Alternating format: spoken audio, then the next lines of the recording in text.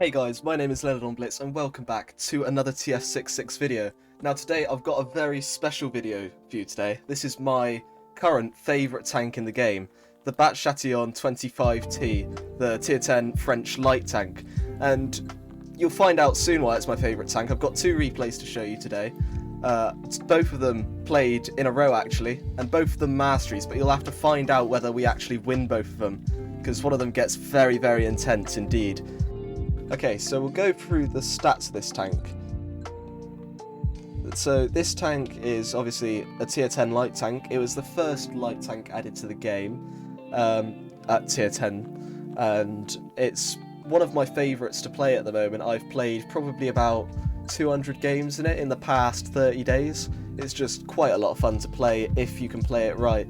So hit points, it's got quite a low amount for a tier 10. You know, most medium tanks will have around that or a bit more, but then the armor as well. The armor is very awful, but you find yourself bouncing quite a lot of shots off the front plate just because it's so angled, and then people will shoot at it, it'll just ricochet off, unless you're dealing with a large gun like a Jaegeru or a Death Star that can overmatch it, so it's always best to watch out for those. The view range is very good indeed, 316 meters. It's like a very good scouting tank, especially with the concealment being 52%, and obviously it gets light tank camo, so it's also got 52% while moving, which is very nice. The magazine clip reload is 12.85 seconds, which is faster than a 50B, faster than a TVP. It's one of the best clip reloads at tier 10, I think. It's definitely nice because there are some heavy tanks that have a 12.8 second reload at this tier, for example like a E100 or a 60 TP, you know, and it's nice to be able to have that reload and be able to dish out 900 damage on average every single time. 2.8 second shell reload, that's also very good. It's not as good as the TVP or the FE4005, both having like really low intra clips, but being able to use that consumable does really help bring it down quite a bit. So the penetration, it's fairly low. You'll find yourself looking at the front of an E100 at most angles, and you'll have to use heat for the front plate, the lower plate. But it's nice because, you know, it's manoeuvrable enough to get around the sides of tanks, and it's enough to get yourself through tanks if you know where to be aiming. So average damage, it's fairly average for a tier 10, you know. It's low in total, but like other tanks will have a higher average damage, like the Leopard has a higher average damage, but you deal out 3 shots at once, so you're able to just bam, bam, bam, and then you hide. Aiming time, very nice. Dispersion, average. Now, one big problem with this tank is the gun turn limit. I find myself in a lot of situations where I'm trying to look up to something, but you only have 11 degrees of gun elevation and 6 gun depression. So sometimes you'll be using a hill to boost yourself up and you'll look at a tank, but you can't get the gun up to look at it. The manoeuvrability on this tank is obviously one of the best at tier 10. It's got 65 kilometers an hour forwards, 23 in reverse. Very respectable. The average speed is very good. This thing goes off the line, it's so fast. You reach your top speed so quickly. And then the hull turn rate, 77.5. You can turn the whole thing around in about 4 seconds flat. It's very quick. The terrain crossing capacity is also absolutely amazing. Even in water you're able to reach such great speeds because of the terrain crossing capacity. So this tank is very well rounded, apart from the armour, but it's definitely a very good tank for scouting, for running around, using those flanks and trying to stay hidden where possible, because if something shoots at you, it's more often than not going to pen you. So I'm going to take you through how I prefer to set up this tank, and maybe other ways you can set up this tank depending on your like play style or how you want to play this tank, and I'll show you how I prefer to play this tank and the way I get the maximum out of it. Okay, so the way I like to set up my Batchat is I like to take the multi-purpose repair kit and the normal repair kit, but then in the place of where you would usually have a adrenaline consumable, I like to take the shell reload boost consumable, because it takes your shell reload down quite a bit, and it'll give you 2 seconds in between shots, which can make all the difference, especially when you're coming up against other autoloaders or medium tanks such as TVP. To have that extra time to, that less time it takes to get those shots out can make the difference in those 1v1 battles, or say against a Leopard or an E50M, where you're able to unload your entire clip before the enemy tank has reloaded. So that can make all the difference when it comes down to those 1v1 situations. So for provisions, I like to take a sprawl liner. Many people don't take the sprawl liner on this tank, which makes no sense to me, because hit points in this tank are crucial. You want to have all your hit points, and just to be able to take less damage from, say, if you make a mistake and you get hit by, say, a grill or a 183 with a HE shell, you just want to be taking maybe 200, 300 less damage from those shots, and that can help keep you in the game if you do make those silly mistakes. I take the coffee and croissant just because it just improves everything, and then the fuel as well, just to give you that quite a significant extra bit of movement within the tank. That extra mobility you can use in your light tank to get around the map very quickly. So in terms of ammo, this tank doesn't get a lot of ammo. This tank carries 10, 13, 15 clips of ammo, which isn't a lot, and I have seen games before where it has come down to the wire as someone's used all their ammo up in this thing. I think a couple of years ago it got a buff, it's got a bit more than it used to. But I like to take 30 rounds of armor piercing, that's 10 rounds, 10 clips, sorry. That's 12 rounds of heat, which, you know, when you're coming up against heavy tanks front on, which you don't want to be doing very often in this tank, but say, you know, you just want to, you've got a shot at the front of an E100 or an IS-7, you just want to be able to penetrate that lower plate. It's just easier to have that extra almost 50 millimeters of penetration with the heat on this tank. And then not much high explosive, because it's not the greatest in this tank. This is only for if you come up against, say, a waffle tractor or a grill. You're not going to be able to use it on many things. Maybe a TVP if you get the right angle on it. But okay, so for equipment, I like to take vents, because you could take calibrated shells if you wanted to. 30 extra millimeters of penetration on the heat could come in handy. But the way I play this tank, I'm usually getting shots at the sides or the backs of tanks. I don't want to be shooting the front, so just the extra, although it's not much off the magazine reload time, the view range goes up, everything it's just an all-round buff that's just very useful to have on your tank. You know, you never know when it could make a difference. I like to take improved modules, minus 20% damage from ramming, which is useful, say, in brawls or something, or maybe if you wanted, sometimes there's someone on 1,000 hit points, like a medium tank on 1,000 hit points, and you've only got a clip. Just ram them, take not as much damage, and then you can clear them with your clip. I do that quite often, actually, in this tank. Plus 10% to track fuel and ammo rack, just useful. I like to take the optics on this thing, because 28 meters extra view range, very, very useful indeed, especially when you're getting into those nice scouting positions. Now, the camo on this tank is very good indeed for a tier 10, 52% stock if you don't take the camo net, which means a tank with 300 meters view range will only be able to see you 150 meters away if you're out in the open, which is just amazing, really, if you're still, obviously.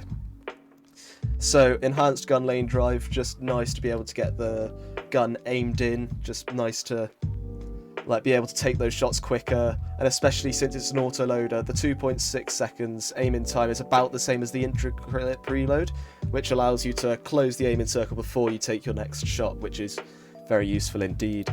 Improved assembly, better armor isn't going to do much in this thing. You're basically pancake.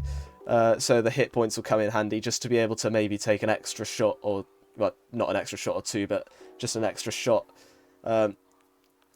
I like to take the improved control, that's 7 extra degrees of hull turn rate. I prefer it over the engine accelerator, because it just doesn't do quite as much, and a bit of extra horsepower compared to being able to turn your tank so much faster. It's just not a worthy exchange for me. Vertical stabilizer, once again, I just want the aiming time instead of the aim in circle, just because the accuracy on this thing's already very nice, and it's just nice to have your aim in time. like go down very, very fast indeed. I don't take any of the last two because they don't really matter to me, but if I were to take them, I'd probably take enhanced tracks, because sometimes you're going a bit fast, you go over a bump, your track goes, and you don't want to waste a med kit on it, or a repair kit, sorry. And yeah, it's just nice to have your tracks fixed and then be able to just carry on straight after that. And then these two, really, it doesn't matter. I don't use these on most of my tanks. So now I'll show you the two replays I've got in store for you today.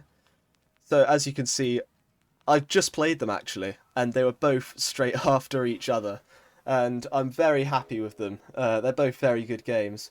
So I'm going to show you the Black Goldville one first, because it's best to save this one for last. So here we go.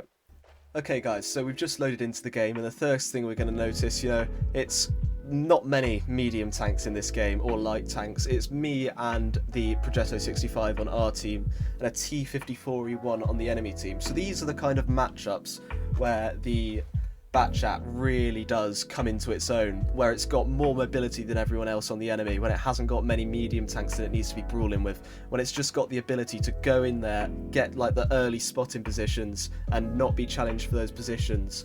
It's just a very nice tank to play when there's not a lot of medium tanks around. So you're going to see how we deal with this game. Now, I'm going to drive straight off the bat to a spot that I'm not sure many people know about. It's one of my favourite spots in the game. Well, not in the game, but definitely on this map. It's one of my favourite spots to go to as the game starts. And it's over here, as you can see. And it's the same on the other side. But you can drive up to this bush, and you get into this bush, and bam, you can see all the heavy tanks along that side, and they won't be able to spot you. And it works on the other side as well. So I decided to take this shot on the M60. I wouldn't usually do that, but I thought it was far enough away that I wouldn't get spotted.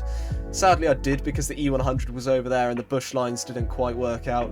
But yeah, we got an early shot in, which is nice. So we're gonna, once the camo's reset, we'll pop back up into the bush and we'll continue spotting from there. And you'll see in a second, I believe, we are going to spot the Waffle Tractor. There we go, just over there, and the WZ also. And one of the great things about this tank, it's very easy to master, because if you play it right in these kind of matchups where there's not many mediums or lights, you find yourself getting heaps and heaps and heaps of spotting damage, which gives you so much XP, and it's so useful for getting masteries. So a game where you've only done 4k damage, if you get 2 or 3k spotting damage, that can often be enough to get a mastery. So you'll see now our Progetto has spotted the Object 704 on the enemy team and has gone to engage him. Now I don't trust his abilities, and I had nothing going on that flank, so I'm going to come in and help him deal with this Object 704. I only had 2 shots in my clip, I think. I forgot to reload the clip after that shot on the WZ. But you can see now we're both behind the Object 704, and we've got him cleared. It's a nice bit of teamwork. And now it's just this T-54E1 to deal with, the last medium tank on the enemy team. That was quite a derpy shot. I don't know. It's clearly bounced off his engine deck, which is annoying. Now, here, I just take the shot instead of my Progetto, because I see my Progetto hasn't got a lot of health. I'm still on full health. So I'm going to take that shot for him, and we'll have cleared the T-54E1. So now, in this kind of situation, it's not yet the clean-up stage of the battle. It's still to be decided, really, whether we win or lose this battle. And it all kind of depends on this next minute of play, how well we do. So you can see here, you can't pen the sight of an IS-7 on this thing unless you're shooting through the tracks, and the tracks are very derpy on this thing. So you see sometimes it works, sometimes it doesn't. Died before we could put our third shot in, sadly, but it's now a 4-on-4. So I know the Waffle Tractor is still alive, and I know the WZ is both still alive, and from seeing this dead T-57, I instantly presume they must still be close by here near their spawn. And yeah, I'm right, there you go, Waffle Tractor there. Luckily they're both on one-shots, which is very nice indeed, so I'm able to clear both of them, which is, yeah, extra 2 kills. So I'm already up to a Top Gun position. Now this M60 gets spotted, unlucky really, didn't realise he was going to be poking out there, but it's 450 damage that we can afford to lose, so we're going to come up here, Gonna try and get a shot into the side of him. He turns for us. I don't know if we were spotted, but he's turned for us, giving us that opportunity. I tried to fire a HE, but obviously the HE pen on this thing is not very good, so it doesn't quite do the splash damage we need to destroy it. But it's just these 2 tanks left, and the way the game's been recently, I've found when I'm playing this tank, I need to be making the pushes, otherwise my team just won't follow. And I find once you make the push, once you're the first person to make that push, your team will follow you along. So you can see now the tank destroyers on our team have followed us. Now, something else you want to be doing in this tank with your clip, you want to be tracking people. So you saw I tracked that E100, and with the 3 shots in your clip, sometimes you can fire one off, track the enemy, and the enemy will repair it. You can track them again, they'll repair it again, and all of a sudden they don't have any repair kits left, which is very useful in this tank. Because once they don't have any repair kits left, they have to wait for the automatic repair of the track, which means they're sat out there for 5 or 6 seconds in front of your entire enemy team, which can give you quite a bit of assistance damage if your team does manage to get the shots in. So you'll see now, we won the game, very nice, 5 kills and 4k damage. 4k damage at tier 10 is not a great amount, right? But you'll see here, because of the assistance damage we get, we do manage to get the mastery. We get, is that a Radley Walters? We get a Radley Walters medals and a scouting medal, which I find I get quite a lot of in this tank, just because obviously I'm scouting all the time. So yeah, the 4k damage with the 2k assist, 7 people damaged as well. This is always something I find gives me a lot of XP in a game, if you manage to damage a lot of different tanks in a game. We got the top gun as well, 5 kills, we were top of our team, and 1.4k normally is around the benchmark for a mastery in this tank, I find. So yeah, that's the first game, and I'll show you the second one now. So this matchup isn't quite as good as our last one. You'll see there are 2 medium tanks on the enemy team. Both of them are either an auto reloader or an auto loader. The Skoda T50, not so much of a problem since it's a tier 9. Our team though does have the medium tank advantage. I usually find if you are playing a light tank at tier 10, you'll always end up, if there's a medium tank on the enemy team, there'll also be a medium tank on your team, so you usually end up with a medium tank advantage over the enemy team, which is very nice. It just helps with the flow of the game when you're playing this tank, just to have someone to support you on those flanks, hold off those medium tanks. But yeah, what I find funny about this game, me and this Grill 15 on the enemy team are going back and forth throughout the entire game, just kind of teasing each other. We win, and you'll see I say here, hold that thought, I believe. Hold that thought. So, we're going to set off obviously onto the light tank side, holding from the Grill 15. So we're going to head off onto the light tank side. And yeah, on this map, you either find their entire team comes this way, or you get only their medium tanks come this way, or nobody comes this way. And the situation it's looking like at the moment is nobody's coming at all, which is kind of what you want in this tank. You don't want to be meeting anyone on the medium tank flank. You want to be able to flank around, to be able to get the side shots and the rear shots onto the rest of the enemy team. So you'll see their entire team gets spotted on this side, and I see the grill isn't there. Where can the grill be? I'm instantly thinking, where can the grill be? There's all these bushes lining the back of the map, and you'll see I get a spotted, enemy spotted banner, and I'm instantly like, ah, tank, that must be it. The Grill 15's hid there in the corner. He doesn't spot us because of our light tank on the move camo, and it's not until we shoot him that he does spot us. So we want to push the grill, because once that grill's gone, we've got the rear of the enemy tanks. We're able to put shots into the rear of the enemy tanks. So you'll see here, I want to give it as wide a berth as possible, make sure I don't get spotted, so I can come in behind the grill, because the grill doesn't have a fully traversing turret. So you'll see I come in from behind, he's down there, he drives forwards, we're able to get in behind, take a little bit of damage from the fall, but then we clear the enemy tank, we clear the grill, and now we're able to move on to the rear of the enemy tanks, which is the position you want to be in this tank, like specifically. Sadly, our 2 heavy tanks have both fallen. They held a minute and a half against the basically the entire enemy team, so fair play to them, but we're going to have to try and pick up what they left off. The accuracy on this tank can be a bit iffy. That was more of a issue of a shot on the IS-7 for me. I reckon I should have shot earlier. I see that VK's looking at me, and you have to pull down instantly. That thing does about 500 alpha, I believe, per shot. So I pull down. Luckily, he just misses our tank. I see this Skoda is getting killed. He's dead. No point looking at him. And this IS-7 here is who I want to deal with, but I don't want to deal with him while also taking shots from the Progetto. So you'll see here, at that angle, most medium tanks, say a Leopard, would be able to pen the lower plate there, but just because we don't have the penetration of the Leopard, we have just a light tank penetration. We don't have a very big gun. It's very hard to get those shots in. Now, I see the IS-7 isn't looking at me here, and I don't want the Progetto to get any more shots in me while I'm not reloaded. So, I'm gonna wait here. He fires off one shot, so I'm like, okay, he cannot clear me with his clip now. I'm gonna help this object out with the IS-7. He's fired 2 shots, he can only have 1 shot left. So I decide to put 1 shot into him, and I decide to put 2 shots into him. Now we're on a clip reload. So we've got, it's a 3 versus 3, although our Leopard PTA isn't the greatest player I have ever seen, I must say that. We're lucky here, we managed to outshoot the Progetto 65, and it's still a 2v2 now. And you see the grill just said there, still holding.